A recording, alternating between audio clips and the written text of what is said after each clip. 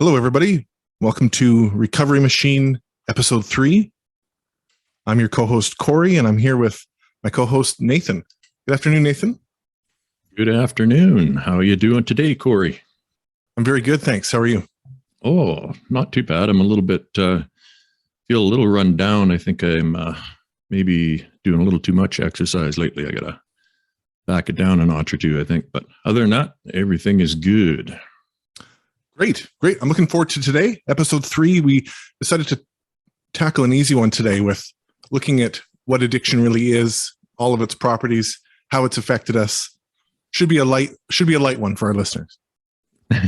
An easy one. Listen to this guy.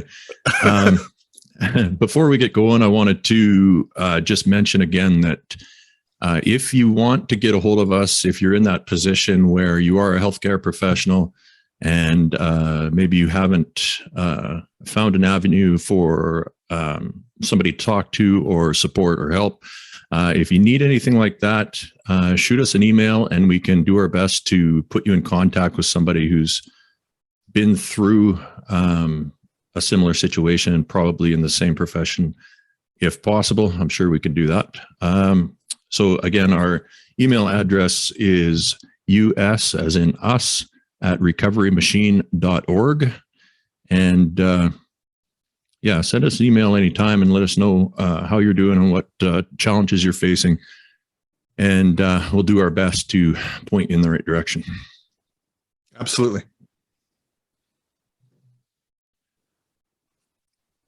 So how should we begin? With the big question? What is addiction? What does it mean to you, Corey, to be addicted? That's a huge question. And I just feel the need to kind of preface any of my answers with stating that I'll bring it back to myself and my own experiences. And that is what I know best. That is what I've learned most over the last 14 months is what my own experiences has been and the lens that I see life through and my experience through. So to me, addiction, the difference with addiction is the loss of control, or the perceived loss of control. And, despite knowing that something is detrimental to your health and to your well-being and to all of the facets of your life, you're, for various reasons that we will get into, unable to correct that course in that moment of time.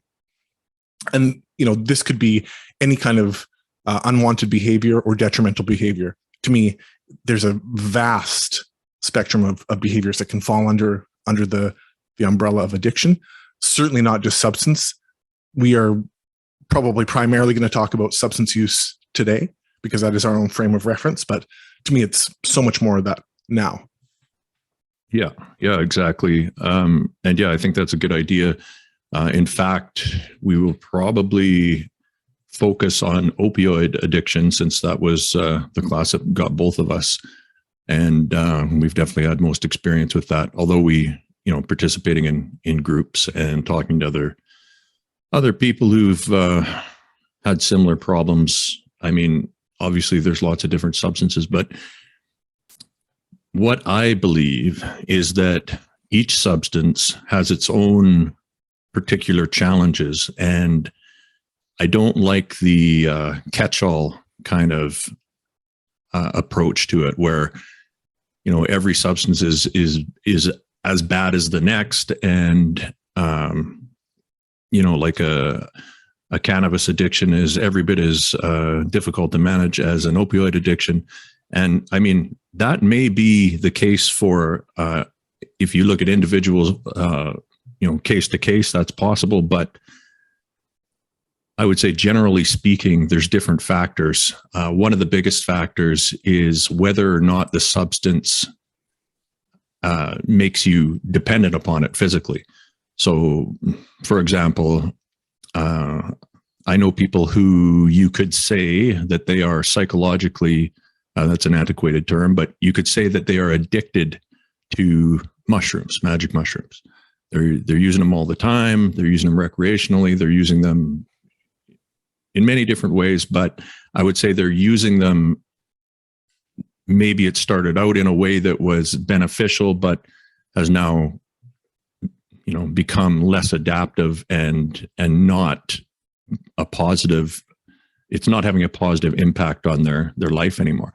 But if they were to decide they wanted to stop, and they did stop, they might experience some minor kind of reactions in the body to that, but it's not going to be the same as if somebody's shooting heroin for 10 years and then they go cold turkey.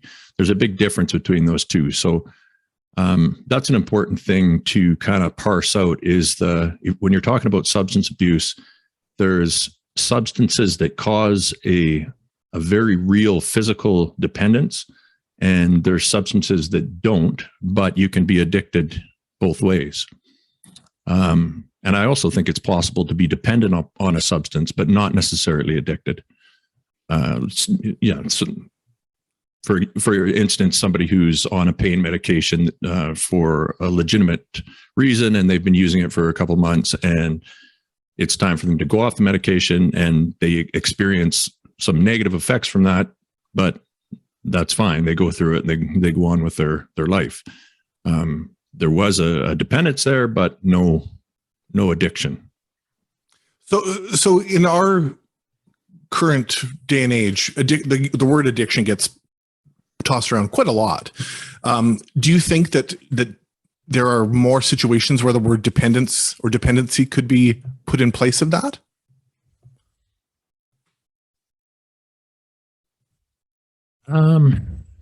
It's hard to say. I think what we need to do is put more emphasis on realizing that it's a complex, multifaceted problem that not often, all the time, if you're going to classify as something, a problem as an addiction, then I think you have to have emotional factors that are not present during what you would call a drug dependency. Yeah. That's the way I look at it anyway. Yeah. So we want to sort of avoid getting too science-based in this discussion, or too far into the science, at least, because that's not what our conversation is about. But there are many facets of the brain that play a role in this, and many facets of both the brain in a chemical way and just in terms of our psychology. So we will delve into a little bit of that in the conversation. But kind of coming back to our next question about, do we call it a disease or do we call it a disorder? I went to an addiction specialist and was diagnosed with an opioid use disorder, and the word disease never came into the conversation. Now, I think what was more important were the tools that I learned to get myself out of that, and the course of treatment versus the label. The label, in fact, I would argue, wasn't of much benefit to me, but gaining some direction, gaining some support was obviously much more helpful. So what does the term disorder mean to you? How does that fit into the conversation?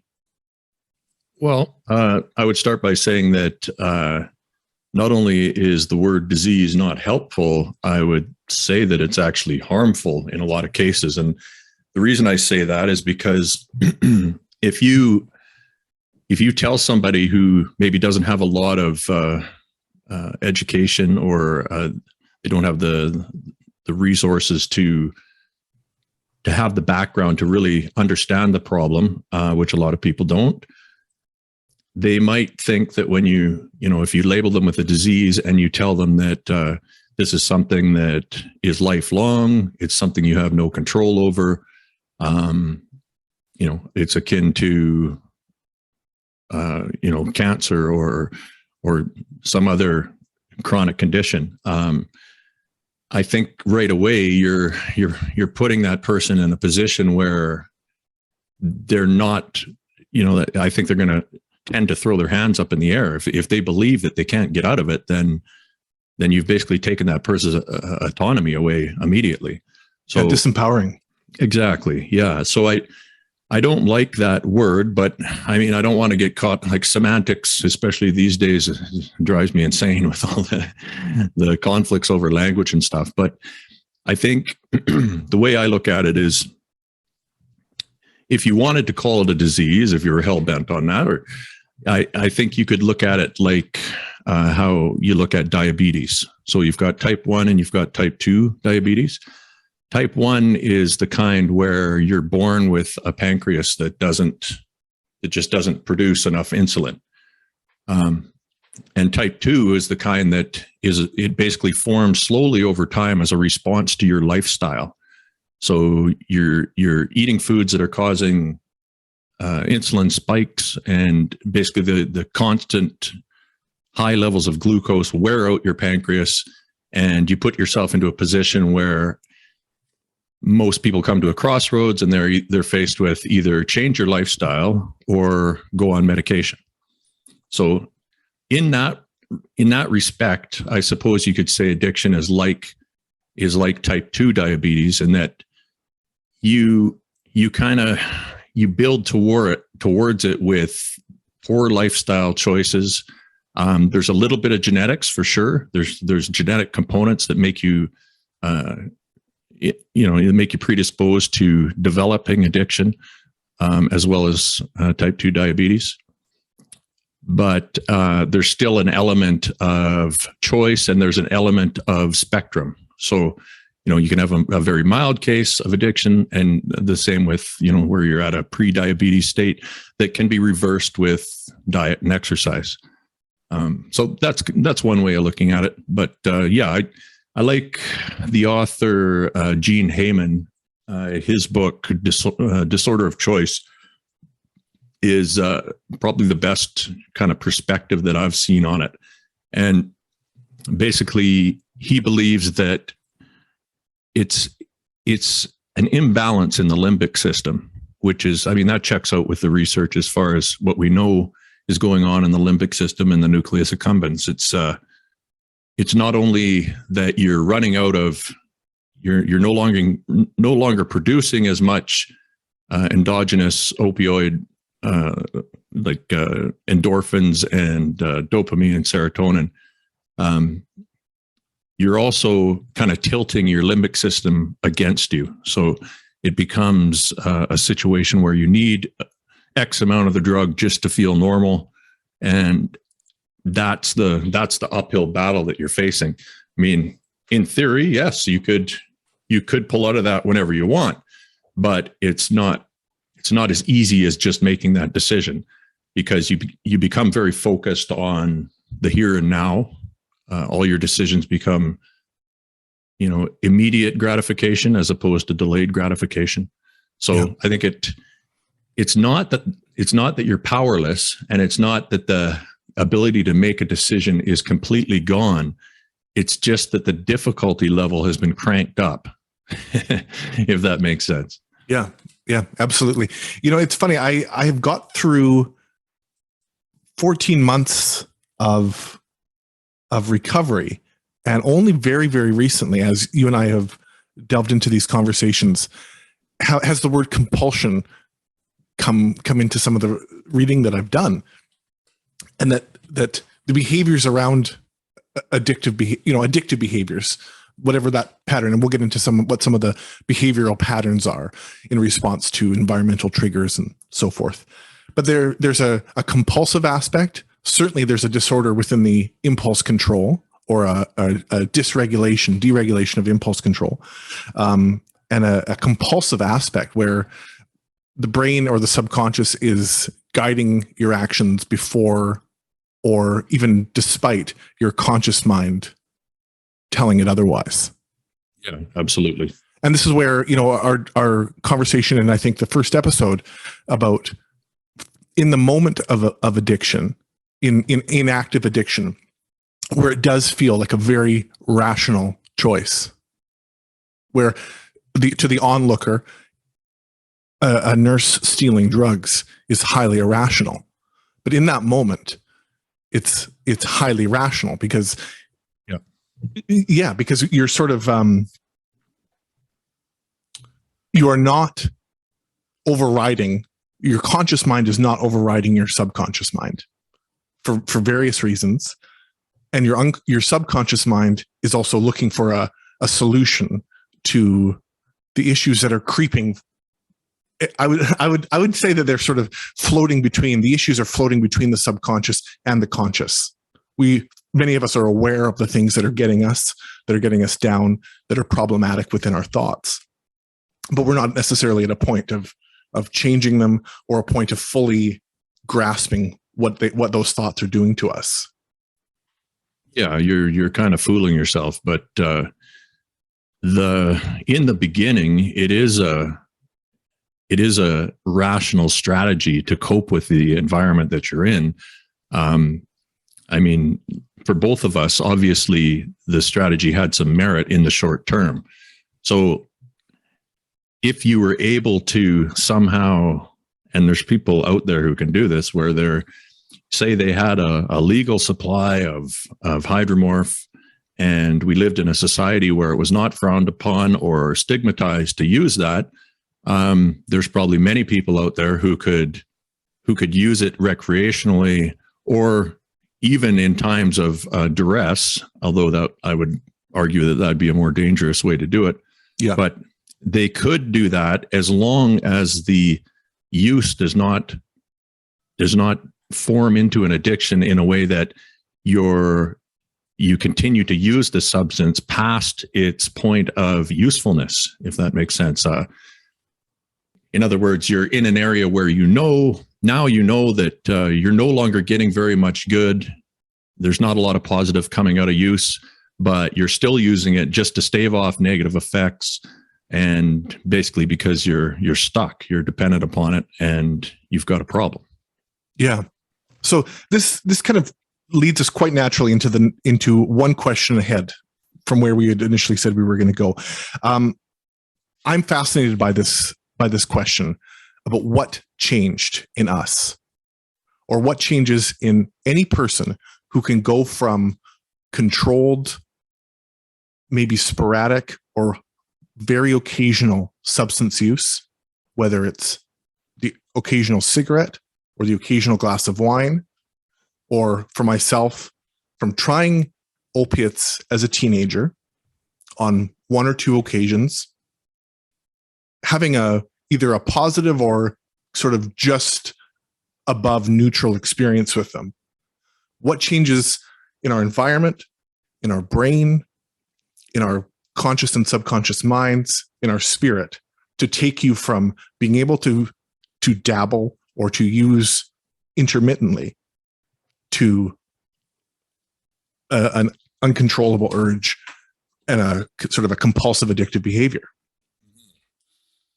Yeah, well, we talked about how for both of us there was a link that formed early on that maybe like in my case, I understood that there was a very memorable, pleasurable sensation with opiate use, but that wasn't enough. It also had to be that I was in a position where I was suffering physically, emotionally, and under duress. And then when I used it again, not only did I get the euphoria, but I also got relief. It took away all the negative problems that were not being addressed in my life. It made work much easier, and it got me through the day when I didn't think I could make it through the day. And when you've got something that's just, the right thing to do under those circumstances would have been to recognize that it's not something that should be played with in that regard. It's too dangerous of a substance to use like that. And if you feel that that's all that's getting you through the day, then obviously you have other things that need to be addressed. And you can't put getting through the day at work that high on your priority list. When your life is falling apart, maybe it's time you take some time off work. Maybe it's time you find a new job. I know these are these are things that don't present themselves as easy solutions. But I think what happened to me was I found myself in such a state of depression that I was in a hole, and I knew that there were options out there, I guess, but because I was so far down in this hole, I could just see the kind of darkness around me, and I couldn't see that I wasn't really trapped. I still had autonomy. I had control of my life. I could have, if I was having that hard of a time, just quit. You don't have to continue your job, or, if you're having that much trouble in your relationship, then either work on it or move on.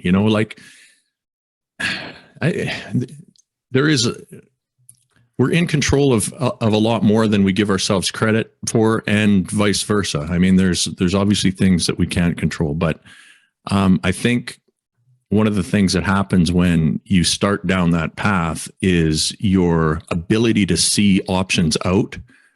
It gets dim, and the further you go down that path, you get to the point where you think that there is no option, and you kind of give up hope. You basically, I got to a point where I was like, well, I don't know what's going to happen here. I guess I'm just going to keep going, and maybe I'll die, or, I hope I don't die, but I really didn't have I couldn't see forward far enough anymore. It was just day to day to day to day.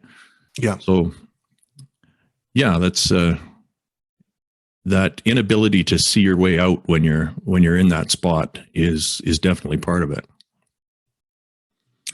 So for me, I think that one of the most interesting questions that I've had to ask myself in this process is the fact that I had a circle of people in my life at the time that the addiction really took hold of me. And there's a kind of a perception out there that disconnection plays a role.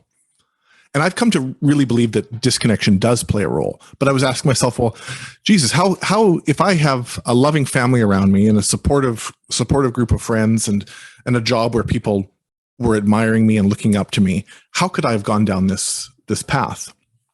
And I'm certainly, I don't want to, I really believe that it is multifactorial. So I think that there are things that occurred in my life that put a invisible barrier between myself and those other people. That the connections were there. There were people who said, Corey, we love you. Let's get together. We're a part of each other's lives. But in my own perception at the time, I couldn't fully reach back. And even if I thought I was, my negative thinking, my state of depression, and just state of unwell mental health interfered with seeing the value of authentic, like full connection where there's no mask, connection where you can, be authentic and say, I'm having a really shitty day. I think that is what changed in my life for a variety of reasons. And looking at the impact of my job. And I don't think that my job was the sole reason for me to go down the route of addiction, but the circumstances that I faced and sort of the compounding experiences that weren't being unpacked. And I'm talking 9 years of being an ER nurse and seeing a lot of death, seeing a lot of human suffering, seeing a lot of physical pain, emotional pain, and tragedy, and not unpacking that. Or maybe I would go as far as to share with my, close confidants about what had happened or how I was feeling. But I've learned that takes a lot more time. that the effort to unpack it, the time it takes to unpack those things, and to unpack them to a point where your mental clarity changes, your mental sort of makeup changes in the absence of mood altering substance. That takes a lot more time than I give it credit for. Yeah, well, I mean, you look at the situation that nurses are faced with every day, especially acute care, emergency nurses. They're expected to just kind of get over all that stuff. And I mean, we know there's a wide variation in how susceptible people are to traumatic stress. We've seen that in people coming back from war. You can have two people experience the very same thing. For one person, it does lasting damage. The other one shakes it off. We're not sure why that is, but we know there's a wide variation, and that variation is not really taken into account in nursing. I mean, I know you guys are supposed to have some I think you've got debriefing people that are supposed to be there. Isn't that right? Yeah, I'm glad you brought that up, because I was going to bring up debriefing as well. And Okay. debriefing is most certainly a valuable part of the job. But debriefing at this juncture is more of an exception than it is a rule. And it is exceptional circumstances that oftentimes will trigger them to bring in a person to do a debrief, a psychologist to gather the team together and really hash out what happened. But I've really come to believe that the debriefing should be more of a necessity and should be more of a regular weekly occurrence. Yeah, I would agree. I think it should be routine, and it should be a prominent position, and it should just be part of your, you go to work. Maybe they could do it you guys are usually on 4-day rotations. I think the end of every rotation, you spend, an hour just talking to somebody about what you went through. And if you didn't go through anything, that's fine. You can talk about whatever you want, but that option should be open and available and utilized. And I think there should be, an effort to encourage nurses to use that. Because you look at how many nurses we're losing to traumatic stress, or nurses that are out of work because of circumstances like yours. I mean, you're not an anomaly. I mean, there's many nurses who are having trouble with hydromorph, or have had trouble with hydromorph. I know nurses who their careers are over because of hydromorph. It's getting too many nurses, and it's because it's available, and it's because you guys are under too much pressure and you don't have the support. That's how I see it. So if we were at work or working at home and we cut our finger on a kitchen knife, you would stop making dinner and put a Band-Aid on and treat the wound. But it occurs to me that if an incident occurs at the beginning of a shift, or even worse, at the beginning of a set of shifts. So you're doing 4 days, day 1, hour 2, something horrific happens. Maybe there's time to do a debrief, pull the team aside for 30 minutes and connect on what happened and how everyone's doing. But you still have 10 hours left in that shift, and you still have 36 hours more in your set of shifts to go through. And I was thinking about what we tell ourselves psychologically if we keep going. We tell ourselves that our own needs, that our own psychological state is secondary or tertiary to what the needs of our environment, the needs of the people around us. Now, as healthcare workers, we do take, in the case of nurses, not necessarily a formal oath, but there's a code of ethics, and there's an expectation that it's patient-focused care and that we put our patients first. I certainly agree with that.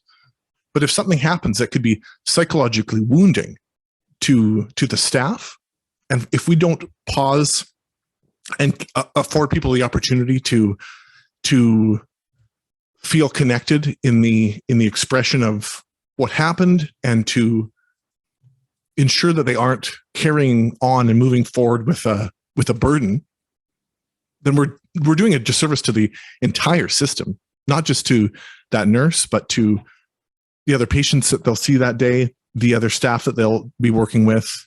And we can get into trouble from there, I think.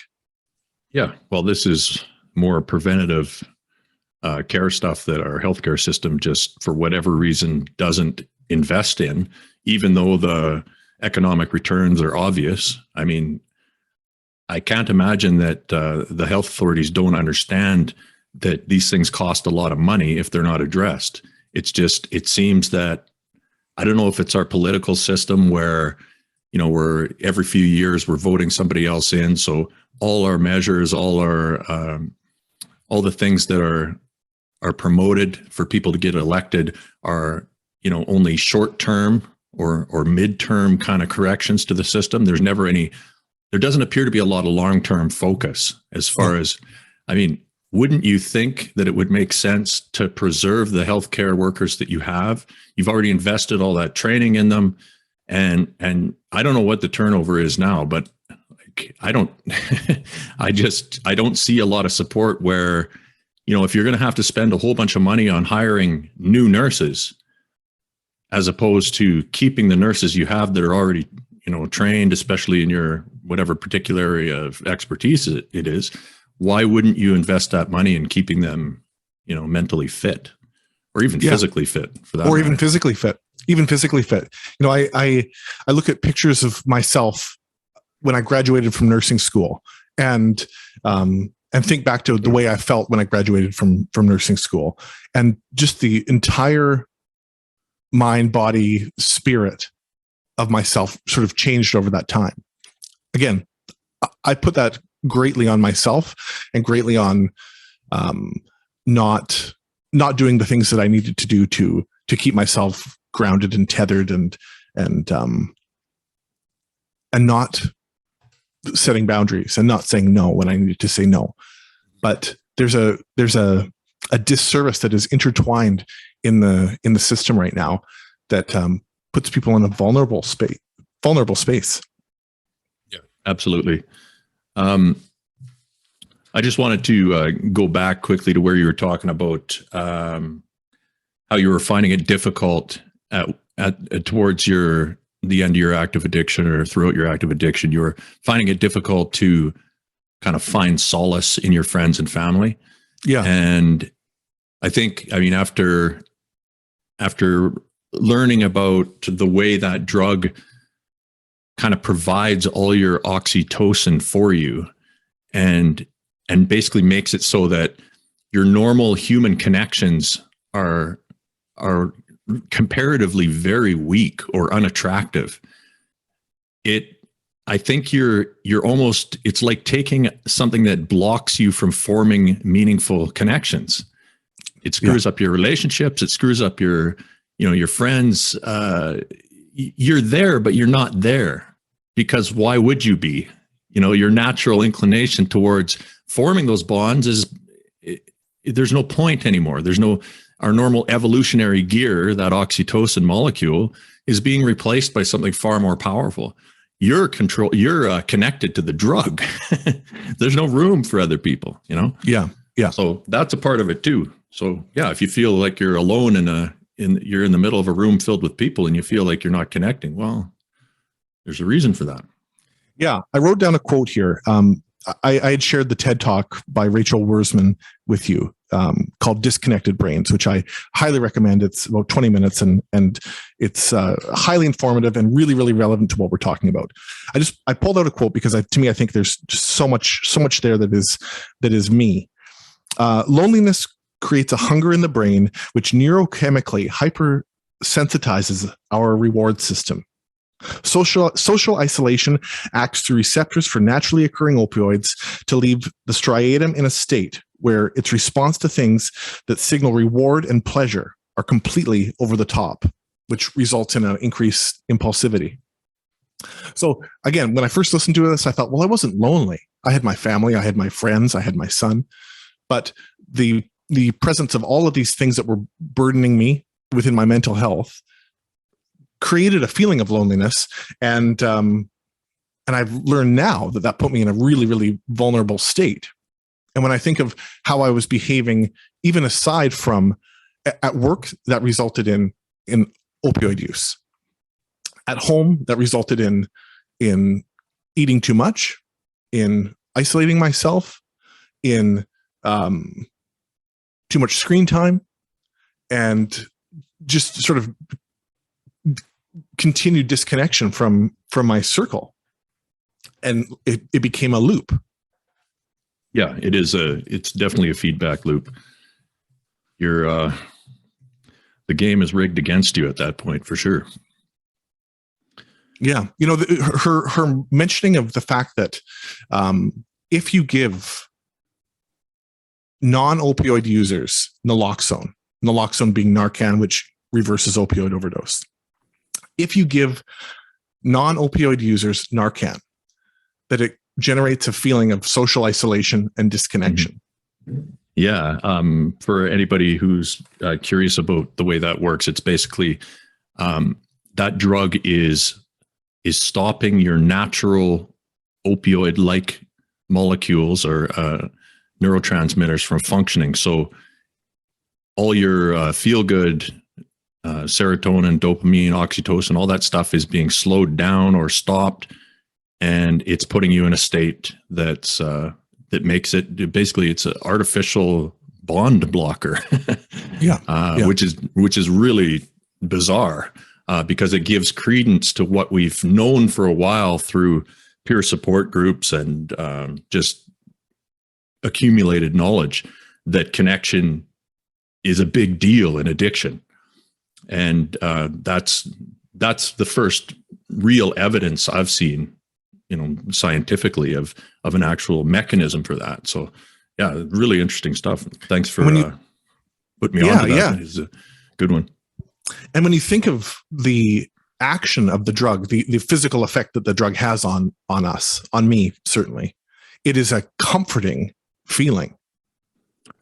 Well, that's the whole thing, isn't it? Like, we wanted to talk about some of the feelings that you experience when you stop taking drugs like that.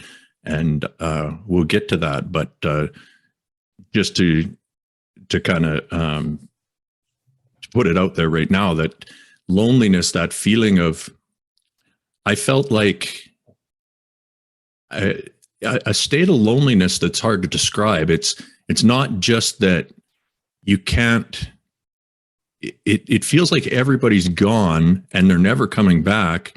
And anyone who ever cared about you never really cared about you.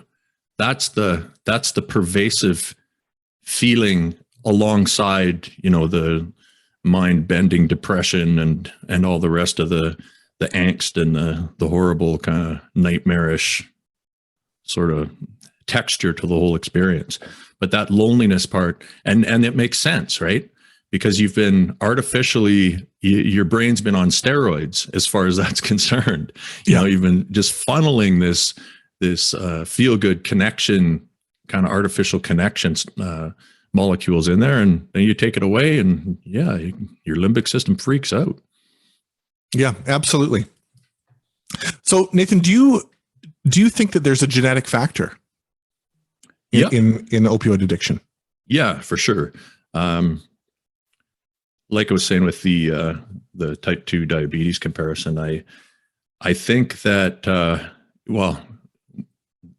the topic we were just discussing there, one thing that seems to be fairly pervasive is you talk to people who have trouble with opiates, and one thing that a lot of them will say is that when I was younger, I felt like everything was, it wasn't necessarily that they were experiencing negative interactions with people, but there was a feeling that people never really understood them, or they never really felt like they could connect with people. And that was definitely the case with me when I was a kid. I think it was fine up to a point. And then once I became a teenager, I started, it's, I think during that stage of brain development, there's a genetic spectrum, and some people are blessed with, and this might be tied to extroversion, right?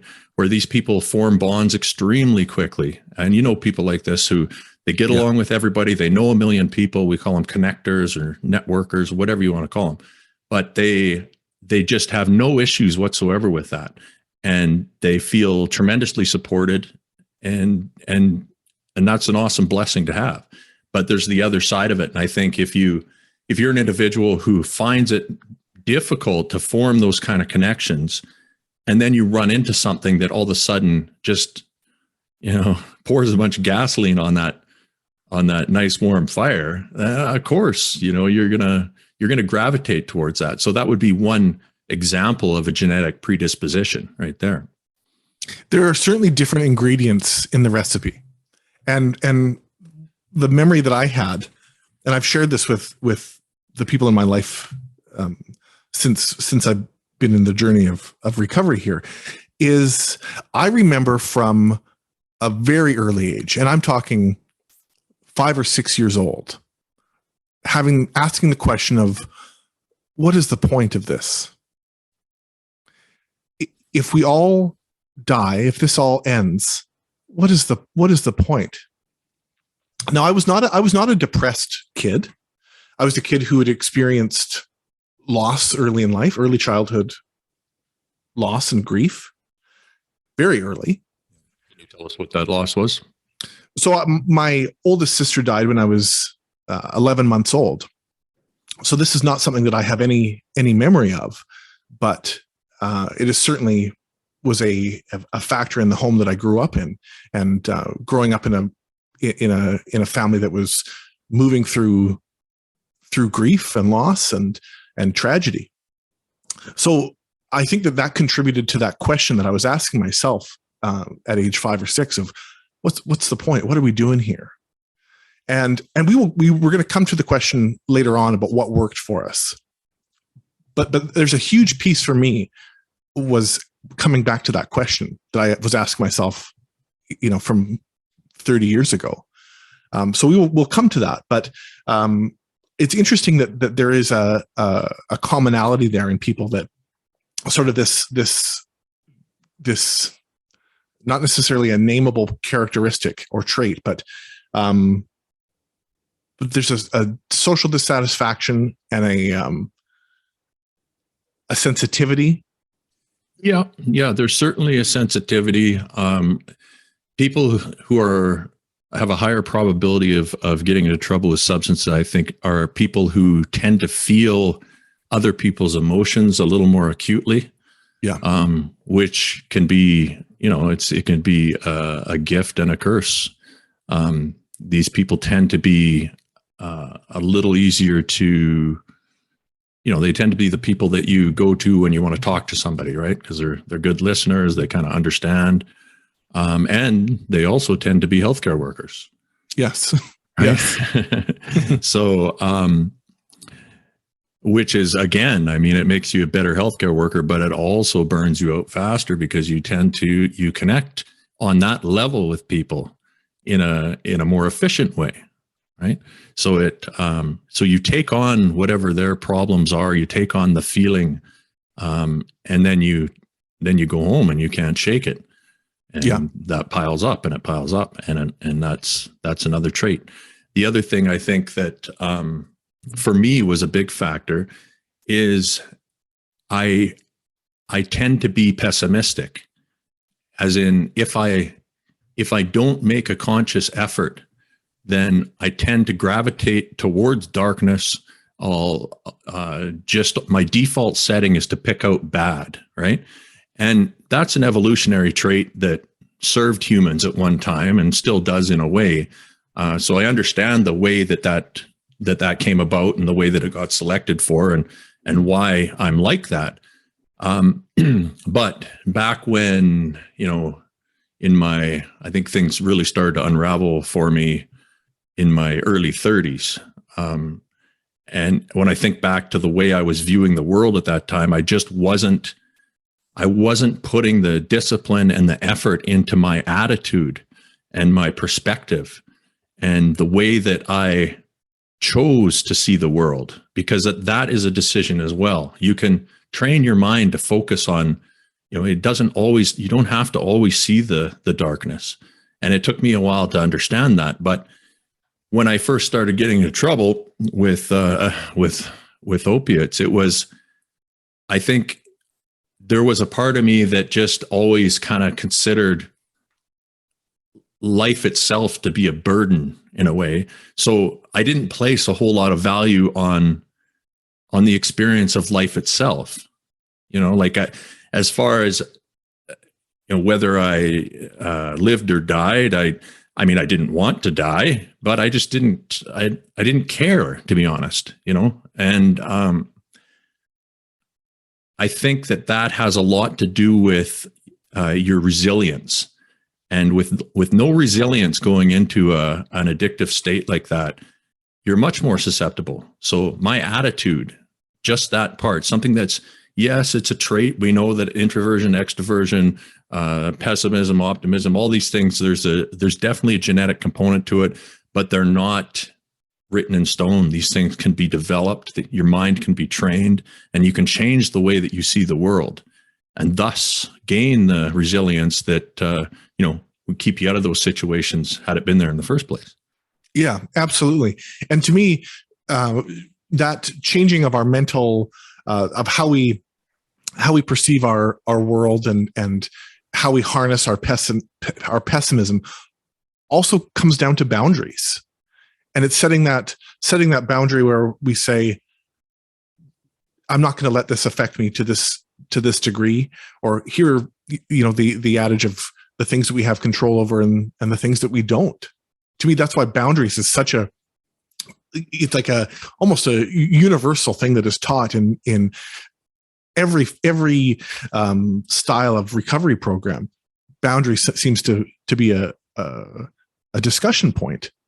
And part of that is not allowing that cascade of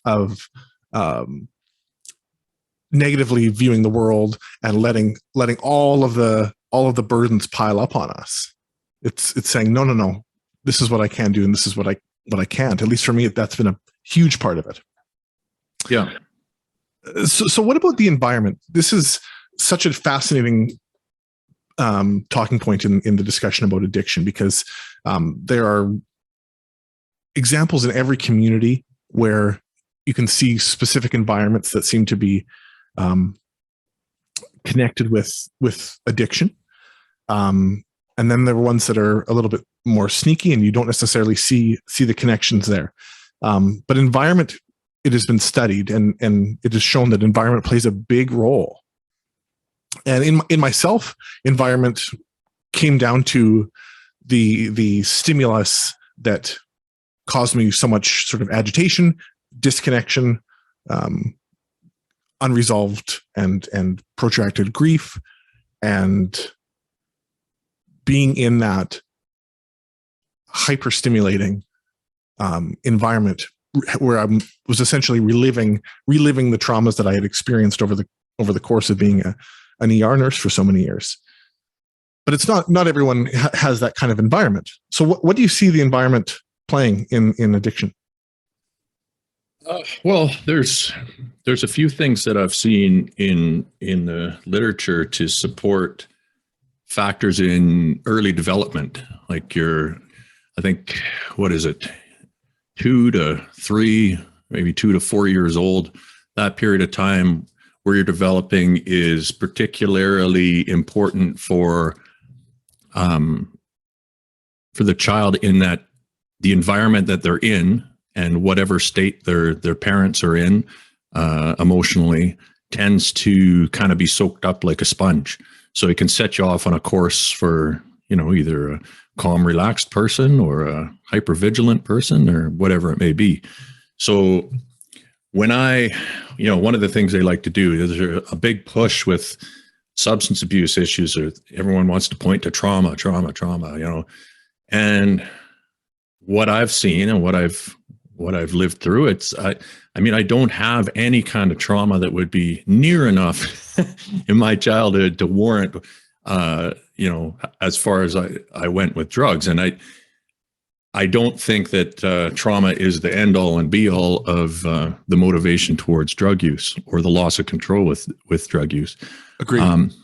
But personally, when I went back and, I spent maybe 2 years of really going through everything in my past and asking questions and making sure that I wasn't missing anything, And the only thing that I think played a role as far as my early development in my environment was that my parents were very young. So, I mean, my parents had me when they were 18, right?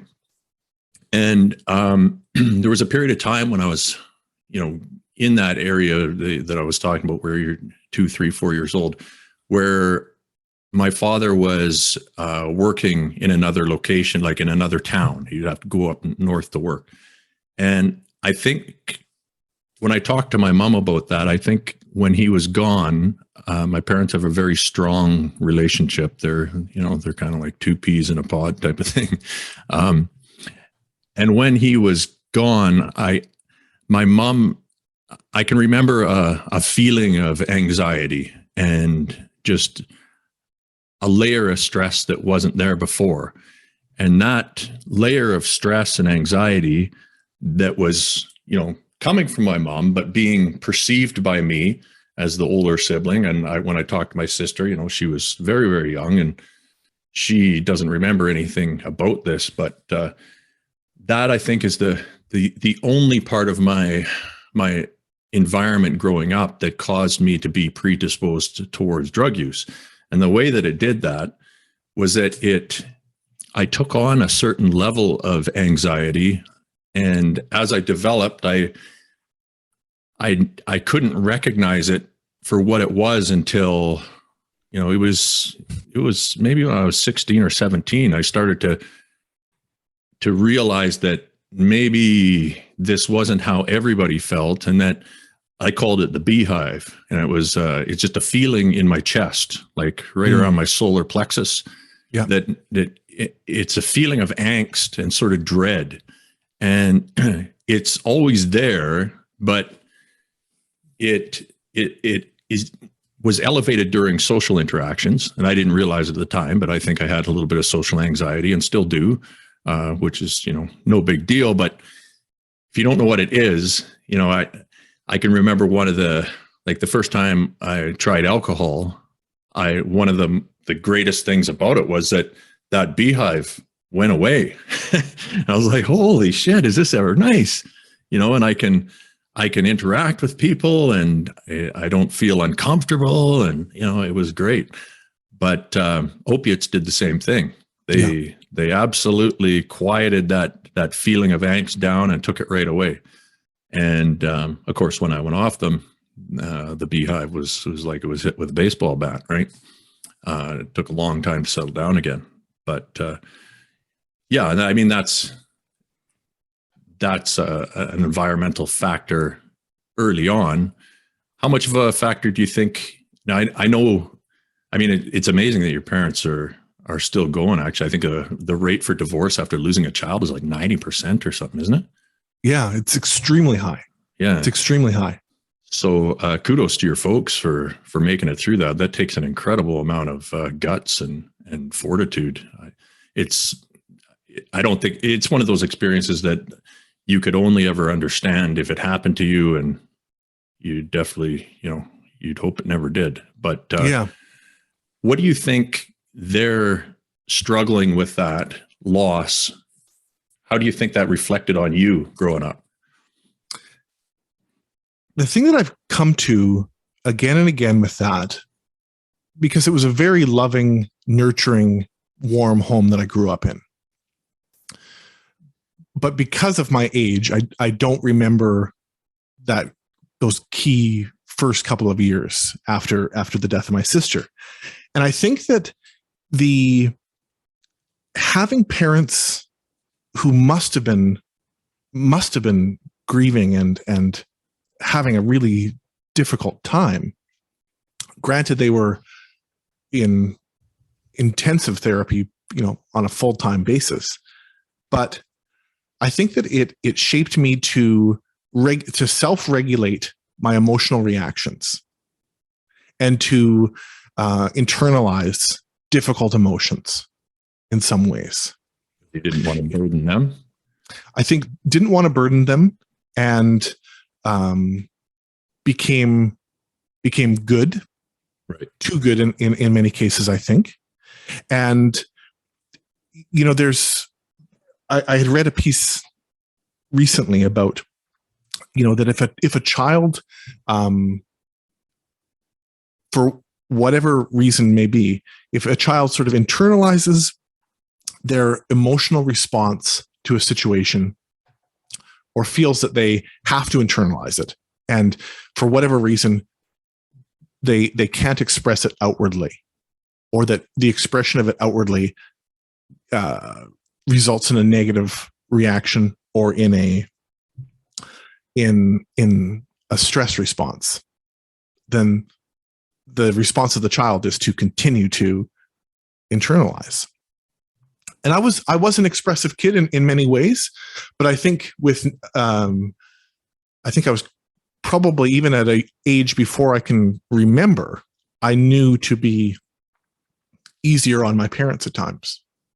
Now that changed when I was a teenager, and I wasn't always quote unquote good. But as a very little kid, at 2 or 3 years old, to harness our reactions or modify our reactions based on our environment. And I just think, how could that not have impacted how I expressed anger or sadness or frustration or whatever it may be? And I look at myself growing up as a youth and as a young man, and always wanted to work on my assertiveness.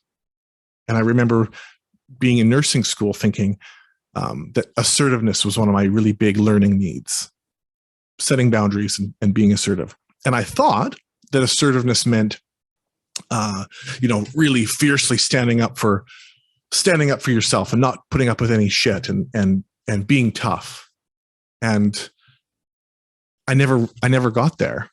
And assertiveness always translated to me to be a reaction at times when that beehive in my chest came. I would react to that, and sometimes react out of anger or react out of frustration, and then I would feel more hot in the face. What I've learned now is that assertiveness is just sort of being aware of my own personal value system, being aware of what sits right within my personal framework, within my spirit, and speaking that, and that it doesn't have to be a reactionary thing. And I really wish I had to learn that when I was a much younger man. But yeah. So, you know what I'm talking about with that beehive then? Very, very well. And I would venture to guess that that's a more common experience with people with any kind of addictive behaviors than science knows. For me, being able to really connect with that feeling has been helpful. I can't even recall how many times in my adult life I was walking around with that awful sort of sensation in my chest or in the pit of my stomach, and either didn't acknowledge it for what it was, didn't kind of pause to allow that to pass, but tried to just move through it. And that naturally sort of results in maladaptive responses or maladaptive behaviors, I think. Absolutely. Let's see, other environmental things. I guess we discussed, we both talked in depth of the type of environment that our jobs kind of resulted in us being in a place where, we're a lot of responsibility and a lot of pressure, and not a lot of, neither one of us were really properly taking care of ourselves in those environments. We weren't setting the work boundaries for hours. We weren't, paying attention to how, your own personal level of burnout and stuff like that. So you're just kicking the can down the road and doing whatever it takes to stay in the pocket. Right. Yeah. So those things we discussed. I think there were other things that made me more susceptible to falling into that trap at the time that I did. And I think that, most of my adult life, I grew up in a smaller town in in northern BC, and there's lots of partying, and I always enjoyed that kind of scene, and that for most of my life that had been fine up until a combination of events. And I think because when I turned, I was around 30, I think that's a lot of times that's when people experience their first bout of depression or whatever. That's a common age, early 30s. And I think that was going on, but I kind of just partied through it, so I didn't address that. I wasn't addressing issues that I was having in my relationship. So I think I was and I wasn't taking care of myself either. I wasn't, I'm the type of guy who I know I don't feel right unless I'm exercising. Like I can tell the difference in my state of mind. I don't sleep properly, all sorts of issues compound if I don't move around. I just can't be that guy who sits on the couch for 7 days a week. And yet, that's kind of what it had come to in my life. I was living a very kind of luxurious, it was all fun all the time. And I wasn't kind of taking that time out to spend time doing the things that I used to enjoy. So I wasn't going to the gym. I wasn't training. I wasn't really even reading, I wasn't, any hobby that I used to enjoy. Everything was on the lifestyle that I was in. And all of those things combined made me very vulnerable to what came along next. So as soon as there was a downturn, I didn't have that natural, my normal resilience to life stress was already fading. I'd already been dabbling in harder drugs.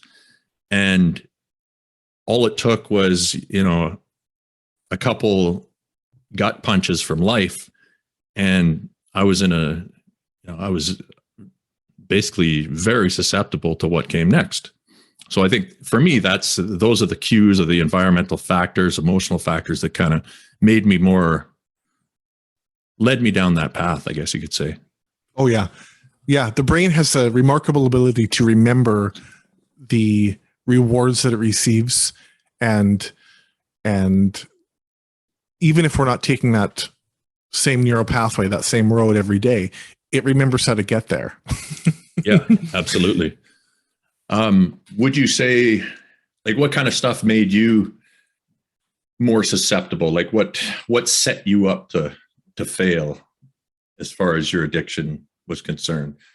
Was there something going on leading into it besides work, or was it just things previously in life that had kind of stacked up, and then you got into a job that you found was kind of all consuming, and that was your solution? I think it was things stacking up. I think it was a culmination of how the last 10 years had gone for me or more.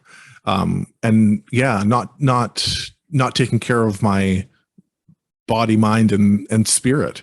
And the negative message of telling myself to keep pushing through for X, Y, and Z reasons. I think that the common answer that I keep coming to is isolation. That aspects of my job and the things I experienced with my job and the way I was working, the hours I was working, things that were happening within my personal relationships, going through a divorce, raising a little one and being at home more on my own. All of those things were isolating things. And isolation and loneliness, again, even when you think that you got a whole bunch of people around you, if there are things that are interfering with that and getting in the way of that, then I think I was very, very vulnerable to that. Yeah, agreed. And yeah, it's not just that you've got the drug interfering with your ability to form connections, but I think with a propensity towards that, the kind of disposition to have trouble with it in the first place, it makes it really tough and definitely sets you up. It does. And so bringing that into the next question of our conversation, we're in this state of loneliness or state of depression or ill mental health in its various forms.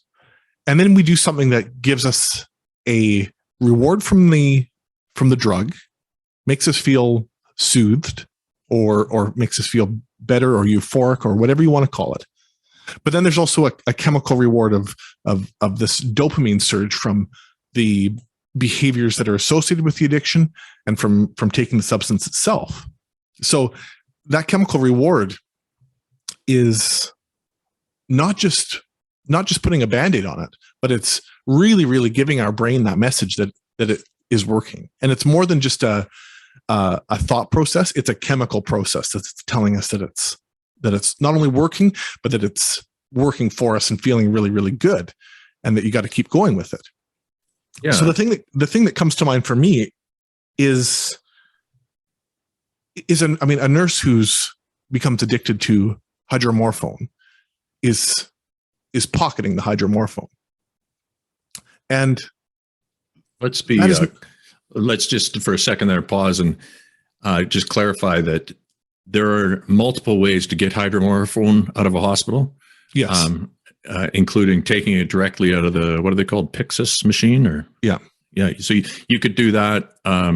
But I've heard a lot of people get started on disposable, doses that have been partially given, the Sharps bin, doses that are left and forgotten.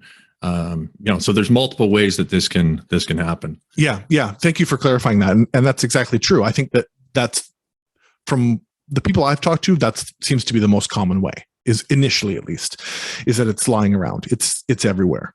Mm-hmm. And so to me, accepting the fact that, and theft is not something I've ever participated in at any other point in my life, but there is a chemical reward. There is a dopamine release from successfully taking something. Yeah, that's interesting that you, that's not something that I've ever considered as part of the kind of the reinforcing cues of the behavior. But you were mentioning that it very much was. It was a part of a series of chains of cues of events that all reinforced each other throughout the day. Yeah. And so if you think about the course of a day, particularly the course of a stressful day, a day where there's all sorts of stressful stimulation happening in terms of all the senses, and then you've already dabbled or taken the drug or hydromorphone once. Your brain knows that there is a dopamine release. So you lift the drug off the counter. There's a dopamine release.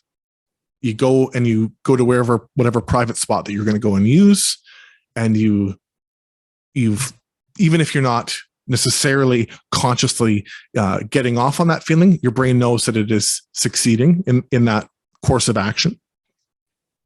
Anyone who's engaged in an injectable, even if it's intramuscular, like myself, intramuscular drug use, there's a reward from that needle prick. Even if it's not even if we don't think, oh, that feels good, we know, our brain knows, like with classical conditioning, our brain knows that there will be a reward after that needle prick. And then comes the surge of chemical reward from the drug. And so just looking at like kind of Psych 101, we're very much setting ourselves up for what will become a repetitive, compulsive behavior. Yeah, and these are really important factors to consider if you're somebody out there and you're thinking of going back to work. Maybe you've successfully kicked a habit like this at home. You've taken some time off and now you're thinking of going back. You must understand that being at home and being free and clear of opioids is different than going back to work and maintaining that. Yes, it's vastly different. I've described this to you before, that being at home for over the last year is like being in a very safe little bubble where all of that negative stimulation, all of the sights and sounds and smells and experiences that I was having, those don't exist here in my home. But to acknowledge how powerful those are, and that I had this link within my brain, that feel the physical discomfort from the stimulation, feel that beehive in my chest, take the drug off the countertop, get a little reward, go to the bathroom, get a little reward. It's a very, very dangerous pattern. And I think, to me, it really acknowledging that and acknowledging my own personal limitations and setting the boundary to say, I can't go back there safely. And it's not to say that I think I would certainly go back and use narcotics if I did go back there. But I just think, why would I do that to myself? Why would I roll the dice like that? Why would I put myself at such a disadvantage? My sobriety means so much more to me than rolling the dice with that scenario. Yeah, absolutely. It's a big point of contention I have with the machine too, because in the machine, the usual protocol is that they want you to get back to work right away. It's a big push. Even before you're sent to treatment, it's, don't worry. The last thing you hear before you get sent off is, don't worry, we're going to get you back to work. Yeah. And I remember thinking, back to work? What the hell are you talking about? Like, this is bullshit. I'm out of here. I'm never going back there. And at least not with, a long break and some serious consideration and changes, right? And then you look at a lot of the monitoring contracts, and there's a push towards a graduated return to work. Yeah. But I look at these things and I laugh. It's like, so nurse X will be required to have a graduated return to work, which means, they work X amount of hours, and then it's basically 2 weeks of kind of like a ramp up to 12-hour shifts. Right. And I'm like, that, you don't understand. Like, that is, if you looked at it from strictly a probability viewpoint, you are putting that individual in a battle that they are not prepared to fight. Yeah. And you're basically throwing them right in there, as if the problem I have with it is there must be many professionals that are part of this machine that understand how dangerous that is. And yet there doesn't seem to be any, there's a tiny bit of a push now to get more time on the graduated back to work. But I don't see, like, to me, I think one of the first things that needs to be addressed is, after you get back from treatment and you have some time, like say you manage to get to that 90-day point, the clouds start to clear, you're looking back and you're thinking, holy crap, I just went through all this. I think that's a good time to start discussing whether or not you should continue in the profession, not when can I get back to work. And I see that on both sides. I see people who get caught up and they get sent away, and the first thing they want to know is just a big inconvenience. Whole thing's a big inconvenience. And they, they're mad. And I totally understand that. I was very mad too, but they want to get back to work as soon as possible, as if, they're concerned about their bills and stuff, as if that matters in comparison. Like, we're not talking about, defaulting on your mortgage. Okay. We're talking about your goddamn life. Yeah. And like, it's difficult for me to understand the thought process and somebody's priorities when not only in the machine, and that seems to be the push, but when I see that from a person where they want to get right back in there, and there's a part of me that thinks, well, man, has this person had time to even go to war with themselves? Do they even know who's really steering them? Do they have an understanding of what goes on in the mind and how powerful that driving force is? Or are they just still completely in the dark and they're marching back in there because a part of them knows what's going to happen? It's a very, very risky situation to be in. I would equate it to a hockey player returning to the ice after a major head injury. Yeah. And we've all watched those hockey games and thought, is this player back already? Yeah. And that's exactly what it is, because they're literally putting their entire future on the line, their mental health, their baseline health, everything for a continued paycheck. Yeah. And they don't have to. Remember, you don't have to. And that feeling of that reminder of how much control we have and the things that we have control over, for me, has been really valuable and really supportive of my ongoing sobriety and my ongoing personal empowerment. Is to say, wait a second, I can be in the driver's seat here. It's a circumstance where we feel very much like we're not in the driver's seat, but at the end of the day, we can choose. We have a lot of choice. It's a helpful thing to remember. It is in recovery for sure. And it's a good question to kind of go over how much control do we actually have during active addiction. According to, the old school paradigm of 12 steps, you have no control. That's, what is it, step 2 or something? You recognize that you have no control. You're completely powerless over the substance, which is, of course, ridiculous, because if you were powerless, how did you get to the meeting to try to, it doesn't make any goddamn sense. I sort of, I think there's some truth in what they're saying, as far as, I look at it as a manageability problem in that respect. It's like, at what point did you lose control of this situation? What were what factors caused you to lose control? And then even at your worst, somehow you managed to put yourself in a spot where you could get out of it. So, that's a big question.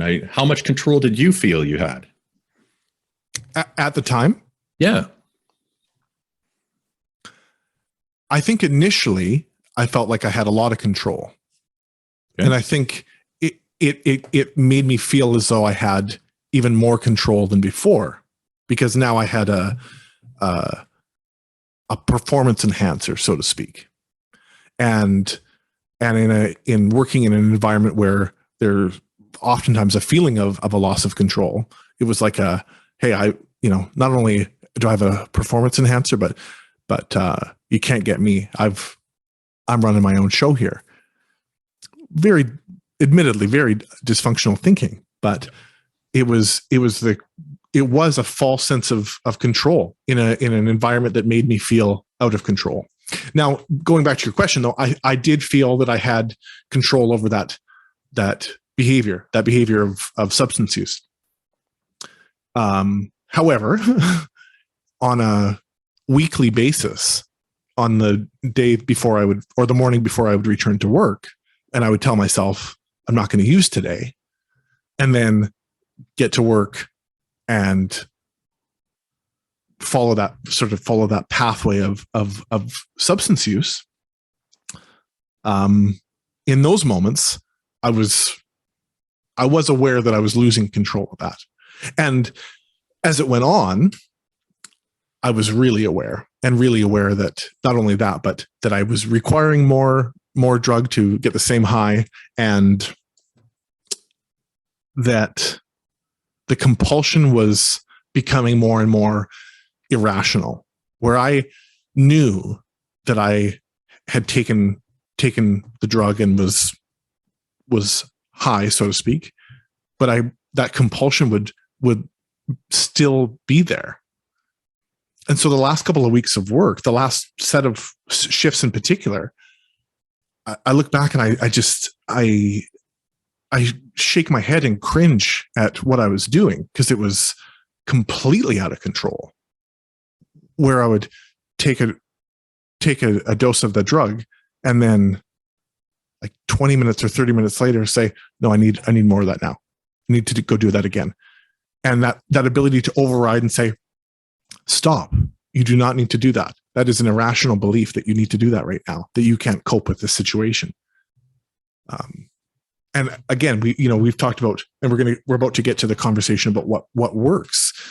But learning the ability to say, stop, let's check out that thought that we're having. Let's check out what's happening with us mentally in this moment. That became a really, really valuable thing. And the more that I did that and practiced that, the more in control I felt, if that makes sense. Yeah, no, it totally does. It's sort of like you're flying you're flying a jet, and your jet is acting up. You're starting to notice there's some problems going on, and you think, well, I better check in and probably start heading towards the nearest airport. And then things continue to degrade with your aircraft starts to sputter. You lose an engine, and you realize that you're not going to make it to the airport. The situation's pretty serious, and at some point you're careening towards the ground, and you've got to pull the parachute. And that's kind of the level of catastrophe that I think I was heading for. And then I, for whatever reason, was able to, the first time I was able to, on my own, just be like, hey, I'm out. I quit. I'm going home. I'm going to try and kick this myself. I pull the parachute. I don't care what happens. The plane can fuck off. I'm gonna do what it takes to get better.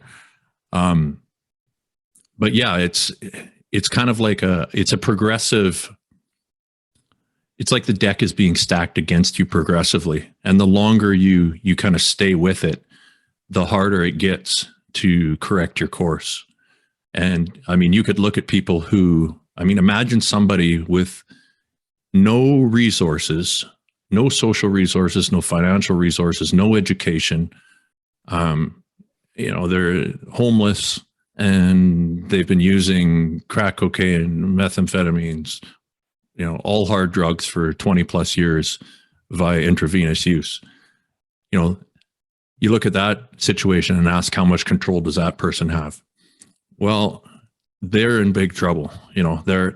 There's a level of, it becomes a mountain. And at some point, I think that mountain does get to be, it just gets to be too much. You're simply overwhelmed. So it's like a progressive loss of ability to make a good decision. Everything becomes short-term at the cost of everything long-term, including your life eventually. Yeah. And the chemical dependency has a part of that. Like the brain and body's requirement for more alcohol, more hydromorphone, or more opiates. What once satisfied us then doesn't satisfy us as we go on. That has a very real impact on the control that we have or that we don't have. Yeah, absolutely. What other questions did we have? Well, we could talk about, both of us are sitting here today somehow. We managed to correct the course through, other people helping us, and, family, friends, whatever kind of support networks we had in place. We were fortunate enough to get out of that. And now here we are discussing it. So I guess what I wanted to hear, the first thing I wanted to hear was, is it possible to get back? Is it really possible to to kick the kind of habit where you're completely dependent on an opioid. Is it possible? Do you feel like you're in a state now where you could say, yeah, I believe it's possible and I think I'm okay? How do you feel about that? I said to my family this week that the feeling of, or the thought of taking an opiate right now, with where my life is, it feels distasteful. It feels like a yucky thought to, it doesn't, when I have that train of thought about like, what would it be like right now with all the connections that I have, with all the positive things happening in my life and changing, what would it be like to be high on an opiate right now? I think it would be a gross feeling. There's been a switch in me that, where all of these things in my life that have kind of come together, within my personal life, within my mind, body, and spirit, that it doesn't feel appealing now. And I think that is a result of the things that I've done to get my life to a certain point right now. Is that to say that I feel like that would never ever come back to me, or that I would never have an urge? I know that I will have to be vigilant about that. And that for me to be complacent could be a dangerous thing. But it's very interesting that to look at an opiate in the context of my current life today does not appeal to me at all. Yeah, I think you've got another thing going for you, Corey, and that's that some people, when they get into a situation like some healthcare workers find themselves in, where they're sent to treatment and they come back and they're in a monitoring program. I can see some people they didn't really want that to happen. And I believe that there's a significant portion of them who actually wanted to continue with what was going on. Yeah. And that seems to be the biggest factor as far as success is concerned. The first thing I look at and ask people under any circumstances is, do you want to change? Do you want to change? Is it you that's making this decision? Yeah. Is it your family who thinks it's a good idea? Or, maybe it's your wife or your husband who is pressuring you to get help. Because if that's the case, I rarely see those people succeed. But the ones who, in your circumstances, I remember you talking about the feeling when you got into your truck, knowing that finally things were going to change, and that the relief from knowing that you weren't going to have to live that lie and be under the burden of continuing with that lifestyle. To me, that says, here's a guy who has had enough. You know what I mean? Yeah. Yeah. And I think that has played a large role in your success. And I believe that while you're right to be vigilant and continue to keep your eye on things, I think that combined with the work that you're doing, the very hard work that you're doing, is setting you on a course that, I don't think there's any reason to believe that you're going to have any more trouble. The only concern, I think, is where you're putting yourself into a situation where you're asking too much of yourself. Like we discussed, if you were to walk back into an acute care ward right now and walk into a 12-hour shift, that is probably asking too much. So absolutely. But that's part of the learning, right? You know what your limits are. So yeah. Thank you for that. That's a very humbling response to what I said. I think that I wanted to share this. We were asking ourselves the question about what worked for us. What were specifics about our process that worked? And I mentioned in episode 1 about going, week 1 of being at home and experiencing detox and waiting for the machine to be ready for me and waiting for doctor's appointments. I went back to my counselor, to my original therapist that I had a couple of years ago. And she really helped me to see that there was a spiritual component, and that going back to some of the themes of my life, that feeling of experiencing grief as a infant and not being old enough to be able to understand it or understand what was happening in the world around me. And then becoming a nurse, I'm skipping over lots of life events here, but becoming a nurse and being in circumstances where a part of my spiritual self was fractured off every time I encountered something that was traumatic, or where I was seeing death and seeing human suffering and seeing tragedy. And that chipped away at parts of my spiritual being. This has nothing to do with religion, but just acknowledging myself as a mind, body, and spirit.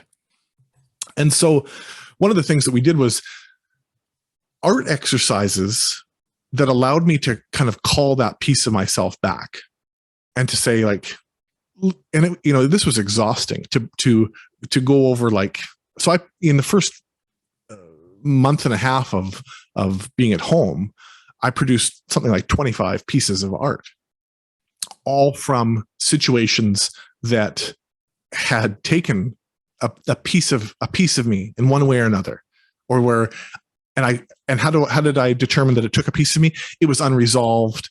I had continued sustained thoughts about those incidences. I had painful memories of those incidences. It stirred up anxiety in me. So we said, okay, so here are the things that, from work or from life that are nagging at you and that are unresolved and that have kind of taken a piece of you. And so to create a piece of art, to understand the situation better, to understand my role in the situation and the effect it had on me, was kind of like calling myself back and kind of like putting those pieces back together. Now, I acknowledge that that's pretty out there, pretty esoteric, but the difference in how I felt after doing each one of those pieces of art was like a little bit better, a little bit clearer. I understood myself more. And literally the things that, the incidences that I was remembering before and that were weighing on me before suddenly weren't weighing on me as much. And I looked at, and that perspective I had kind of shifted with each time I did that. And that, I mean, that's, you're not going to do that in a inpatient or outpatient rehab program. And I'm not saying that everyone needs to do that, but I think I fully acknowledged what was the impact of my life circumstances and really, really own those things. I think that was a huge part that worked for me in that moment. Yeah, that's a really interesting piece there. It reminds me of something you said a while ago in one of the meetings. It was, spirituality is a word that gets tossed around all the time, and it's like, what the hell? What do you mean spiritual? What does this mean? And I think it obviously it means different things to different people. But you had a kind of a definition for it, where you were discussing it was those times when you got kind of lost in the moment and you weren't thinking about like the angst of the beehive in your belly, or do you remember what I was talking about there? Yeah, what I was talking about was that the times of joy, and I made the connection that joy is a spiritual state. Okay. A spiritual experience. And the times where I felt most joyful were ones where I was thinking outside of myself and disconnected from my conscious brain and able to feel something with my body and feel it deeply and feel gratitude and feel alive. And I felt most alive in those moments where I was joyful and not sitting in that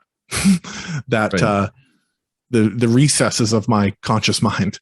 Yeah. And that's what I think we were discussing, the ability to get out of yourself and how that was in itself a spiritual form. Yeah. Yeah, exactly. I thought that was pretty cool. I've heard a few different kind of definitions from people, and I like that one quite a bit, because it's people crave that all the time. It's why they go to comedy shows. It's why they watch movies. It's why they play games. It gets you out of your head. It does. Exactly. So Mhm. for you, was taking the path of being a supportive figure within a community, was that a part of the journey that really worked for you, or had the things that worked before you got to the place where you said, I'm going to be a leader here? Um, I I started Obsidian because I basically strictly to help the other people who were stuck in there, because I thought that the situation was severe enough that somebody had to do something. But what I've gotten out of it is a lot more than I thought. And I didn't really consider when I started the thing that, I mean, basically what I'm doing is I'm putting myself into those groups twice a week with all of these different healthcare professionals. They're all these smart people with different perspectives and backgrounds. And I'm learning, like, over the last, it's almost 4 years now, I'm just having my head crammed full of these awesome little tidbits of wisdom and information. And so, I mean, really, like, the amount that I've gotten out of that towards my own kind of stability, my mental health and my stability as a human being is much, much more than I thought. So I didn't start out with that intention, but it absolutely has helped me. Yeah. What helped you while you were in the middle of it? Can you pull something out that was beneficial to you as you were? Sure. I mean, for me, it was pretty basic stuff that, I mean, I was in if I couldn't find a way out of my head, like we were just talking about, if I couldn't get out of my head, then I thought I was in danger of suicide. You know, I couldn't. I just didn't want to continue under those circumstances. Too much. It just was too much shit to deal with. You know, and I knew I couldn't do that, so I had to find ways to really effective ways to get out of my head. And there were two at first that kind of kept me sane, and that was reading, and when reading failed, meditating. And if both of those failed, then exercise to exhaustion. Between those three, I was able to kind of settle my mind down enough, or at least take breaks. Because what I found was, if I just kind of, I mean, there's something to be said for processing these types of issues that, I mean, everyone's got issues that should be processed, and you kind of, life demands that you work through some of this stuff. If you don't, then life won't be denied. It'll show up somewhere in your life, other than, you know, if you ignore these things, they'll just pop up somewhere else. You have to kind of face them head on, or push through them somehow. So I knew that I had to process some of this stuff that I hadn't processed in a long time. And when I couldn't process anymore, then I would do one of those three things to kind of take a break. And in this way, over the months that accumulated, I was able to stay in the processing pocket longer. And then I didn't have to rely on those other kind of avenues to get out of my head as much. It didn't become a dire situation. So I was able to exercise more like a normal human being, where, you know, I can just pick a time per day. Exercise is still very important to my mental health and my recovery back to, you know, I was very weak, and, you know, my body was just shredded after, you know, my nervous system was, you know how it is coming out of it. It's, you're not in a good state. So anything that puts a little bit of pressure on your nervous system, but not too much, is kind of the key. So I looked at it as a long-term kind of journey back, and just chipped away at it in a very baby step orientated process, which is super important too. And I made the mistake many, many times of trying to rush or trying to take too big of steps. And I realized that it's, you can't, the time portion of it, you just have to leave alone. You just have to accept that you can't rush whatever needs to be done. So you just kind of, you do what you can. You try to be kind to yourself. And this was a big one for me, because early on, I was beating myself up so bad that it was contributing to a level of negativity that, you know, was concerning. I mean, I got to a point where I was like, hey, if you either fix this and start treating yourself, you got to be nicer to yourself, or you're going to have big problems. And so once I started kind of being more patient with myself, changing the rhetoric in my mind a little bit, and starting to piece together what happened and why it happened and why I made the decisions that I made. It took a long, long time, but just working towards that, I was eventually able to kind of come up to a certain point where I started to feel some more natural kind of emotions. Like for a long time, I was pretty deadened to everything. And I couldn't feel pleasure of any kind. And life was, it's just, everything is shit. It just feels like there's nothing that makes you smile. Everything's kind of bleak. Right. But over time that came back, and yeah, there were a few kind of primary, I don't know, they're kind of like the pillars that got me through. And they were, one of them was faith. I needed to, in the beginning, I had to at least consider that even though that it looked really shitty at first and it felt like I couldn't do it, I had to believe that I could. I needed courage to fight through when I thought it was impossible, and I needed courage to do things that would stretch me to my limit so that I could push a little further the next day. Resilience was something that I was working on the whole time, both physically, mentally, trying to build up that resilience and replace the resilience that I never had. Spending all that time, avoiding issues that I should have been dealing with. I was actually weakening myself, and I realized that I need to go back and kind of build that back up. And then the other big one that was probably the hardest one for me was honesty. And it wasn't what I found that you can be honest with other people. That's a challenge. But being honest with yourself is a huge challenge. And it is very, very difficult. It's a skill that takes a lot of practice, because I can bullshit myself in ways that are astonishing. It's I can't believe the things I can talk myself into if I just am not paying attention. It's ridiculous. So honesty with myself helped tremendously once I understood that was something that needed to be addressed. And I didn't even care. I said, be honest with yourself first. If you can get that far, that's fine. Work on honest with other people as you go along. That's a skill that can be cultivated as well. So those, and then eventually the last of the 5 big ones for me was vulnerability. And I realized that you need to be getting out of your comfort zone on a regular basis, especially early on, because you want to sit in a little cocoon, and you want to just, you want to self-isolate. You want to just try to make the pain go away in any way, shape, or form. And that's not the best way to do it. You actually have to make the effort to get out there and push the envelope a little bit every day. And that's hard to do. But if you can, the rewards are tremendous. And all those things can be related to, just everyday life, of course. But oh yeah, early in recovery, those were the things that got me through. Those 5. Those are huge. I love those 5. I think recovery or not, how those are life-changing principles to lean on, and they all kind of come back to that analogy that I had used a few minutes ago about removing the mask. That's essentially what you're doing for yourself first, and showing yourself,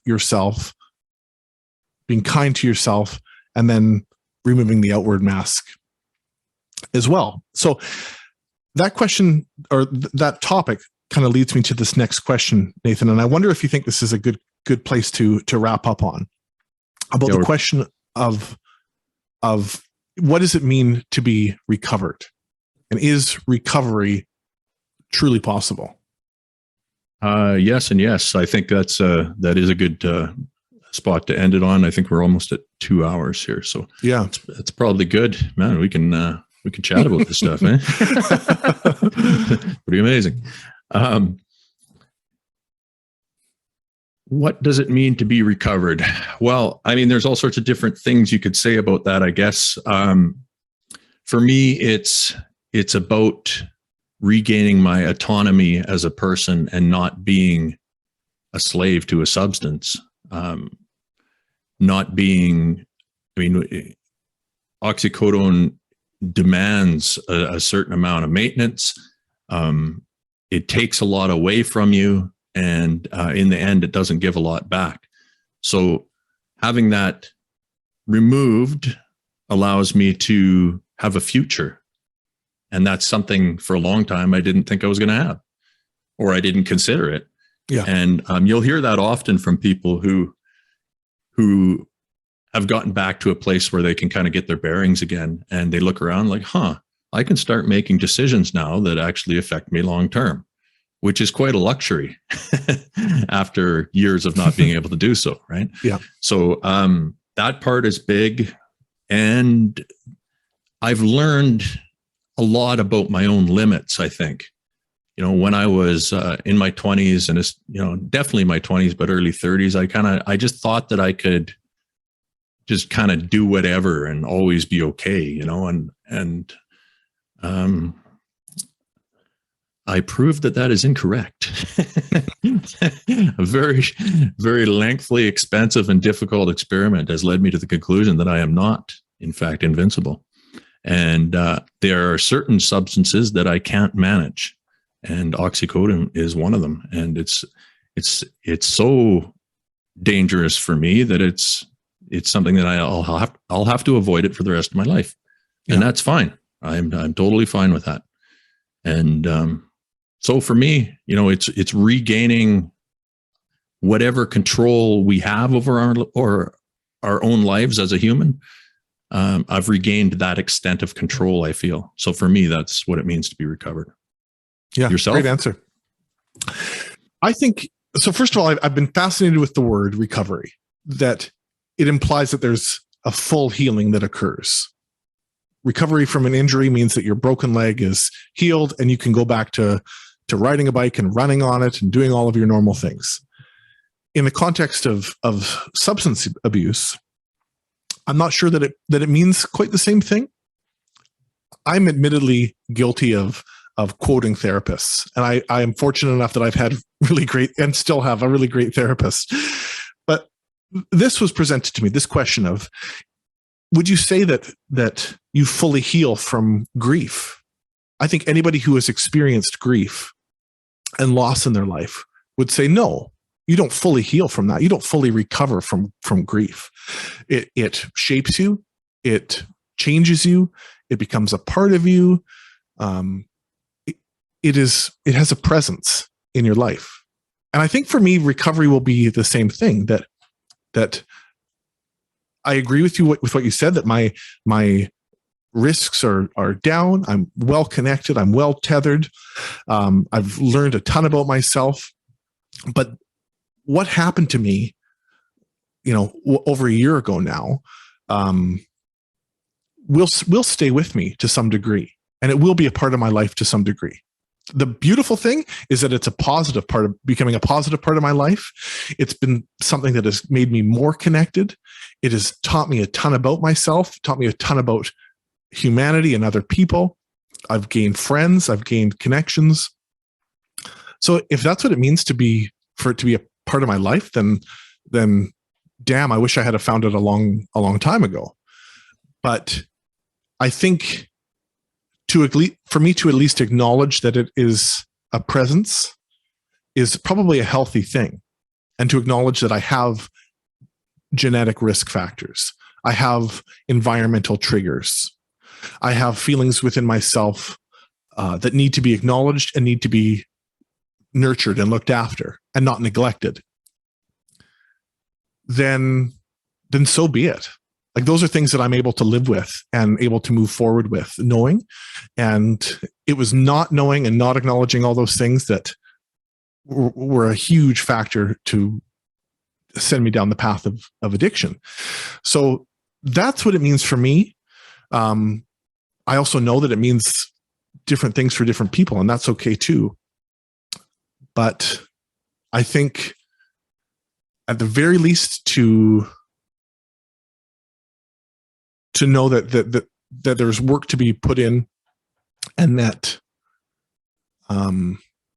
it is an organism that needs to be fed and not neglected, and that neglecting it is problematic. Yeah, absolutely. I like that answer as well. It also gives me a chance to plug Obsidian, just because that's why I named my company Obsidian, because Obsidian is material that goes through a very high intensity, high pressure, high heat experience and comes out the other end changed, but beautiful. Yeah. You know what I mean? Yeah. I've wanted to ask you that before. Interesting. Yeah. And I think, the saying, the hotter the fire, the harder the steel. That's kind of the way I look at it. And, we're still here. We've learned a whole bunch of things, and we've learned some limits about ourselves that will probably serve us for the rest of our lives. So. Yeah, absolutely. Yeah. But let's wrap it up there, and we'll call that good for episode 3. And does that sound good? Sounds great. Yeah. Thank you All to right. the people who are listening. We're humbled and honored to have you joining us in our conversation, and we're going to gratefully keep going. Absolutely. Yeah. All the positive feedback we've gotten, we very much appreciate that, folks. Yeah. So thanks a lot, and we will see you next time. Yeah. See you soon.